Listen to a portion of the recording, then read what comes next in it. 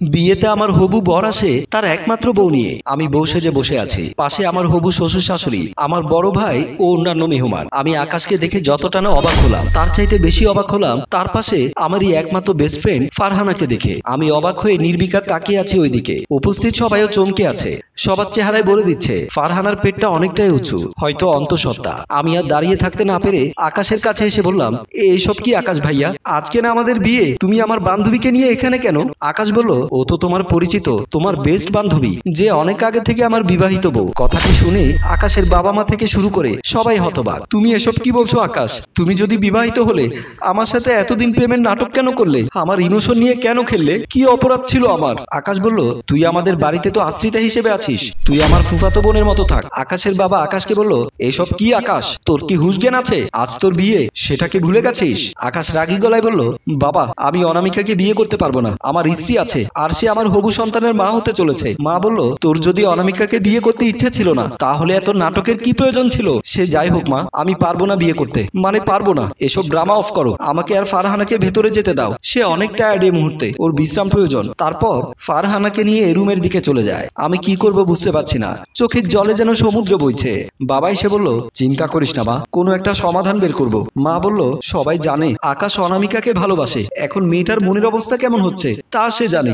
আমাদের অনামিকা মা তো ফারহানা থেকে দেখতে খারাপ নয়, তাহলে কেন এমনটা করলো? বাবা বলল, আকাশের মাঝে এত কিছুতেও কি তুমি আকাশকে অনুতপ্ত হতে দেখেছো? অনামিকা আর সেখানে দাঁড়িয়ে থাকতে না পেরে দৌড়ে নিজের রুমের দিকে চলে যায়। এদিকে সবাই বেশ টেনশনে। রুমে ঢুকেই অনামিকা দরজা আটকে দিয়ে দরজায় হেলান দিয়ে কান্না করতে থাকে। কি হবে তার? কেন এমন হলো? সে নিজের ক্ষোভ আটকাতে পারছে না। ড্রেসিং টেবিলের দিকে চলে গিয়ে সামনে রাখা সব ফেলে দেয়। তার নিজেকে শেষ করে দিতে ইচ্ছে করছে। ড্রয়ার খুলে কোণা থেকে একটি বিষের বোতল বের করে ঢক ঢক করে খেয়ে নিল। হঠাৎ অনামিকার চারপাশ ঘুরতে লাগলো। চোখের সামনে সব অন্ধকার হয়ে পড়েছে আস্তে আস্তে। নিজেকে আর সামলাতে না পেরে সে লুটিয়ে পড়লো ফ্লোরে। এদিকে দরজার বাইরে আমার মামা মামি ও আমার বড় ভাই সাইফুল, তারা দরজায় বাড়ি দিয়ে যাচ্ছে। সাইফুল বলল, মামা মনে হয় দরজা ভাঙতে হবে। অনেকক্ষণ ধরে দরজা খুলতে না পেরে তারা দরজায় জোরে জোরে ধাক্কা দিতে দরজা খুলে যায়। তারা সবাই ভেতরে ঢুকে। ভেতরে ঢুকতেই তারা দেখতে পেল অনামিকা ফ্লোরে পড়ে আছে। তারা অনামিকাকে ফ্লোরে পড়ে থাকতে দেখে হতবাক হয়ে যায়। অনামিকাকে পড়ে থাকতে দেখে আকাশের মা অজ্ঞান হয়ে পড়ে যায়। অনামিকার বড় ভাই সাইফুল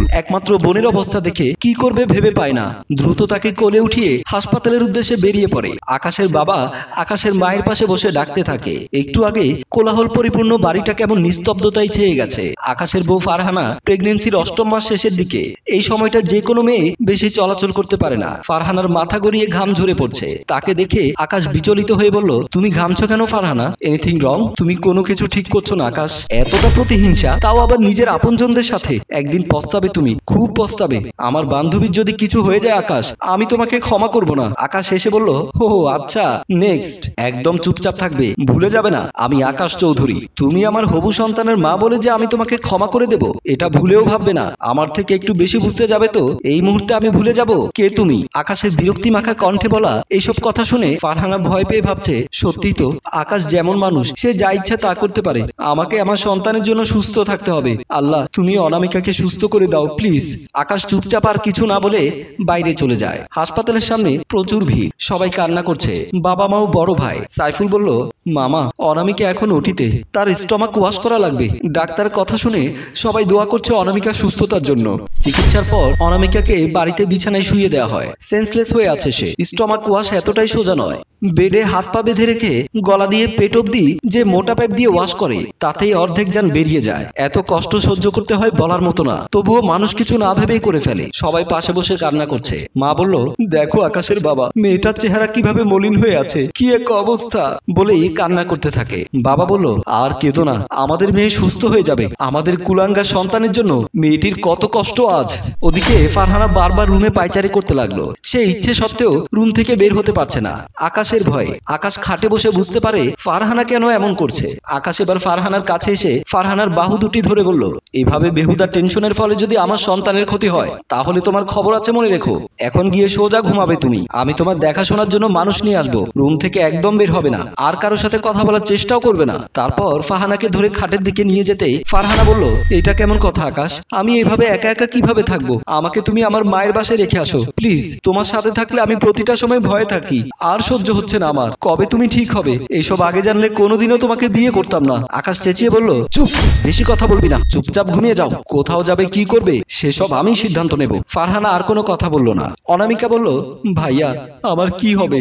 আমার বাবা মা বেঁচে নেই বলে কি আজ আমার এমন পরিস্থিতি? সাইফুল বলল, তোকে তো মামা মামি সবসময় নিজের মেয়ে মনে করে বড় করেছে, তাই তোকে এখানে নিশ্চিন্তে রেখে আমি বাইরে চাকরি করতে পারি। মামি বলল, মারে তুই আর কান্না করিস না, আমি তোর পাশে আছি সব সময়, তুই তো আমার মেয়ে। মামা বলল, আমি কালকে আকাশকে তার বউ সহ এই বাড়ি থেকে বের করে দেব। সে কি করে পারলো আমাদের না জানিয়ে অন্য একটা মেয়েকে বিয়ে করতে?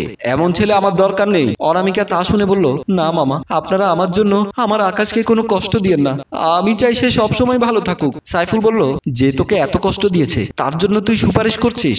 ভাইয়া আকাশ আমাকে ভালোবেসেছে কিনা জানি না, কিন্তু আমার ভালোবাসা তো মিথ্যে ছিল না। এই বলে সে আবারও কান্না করতে থাকে।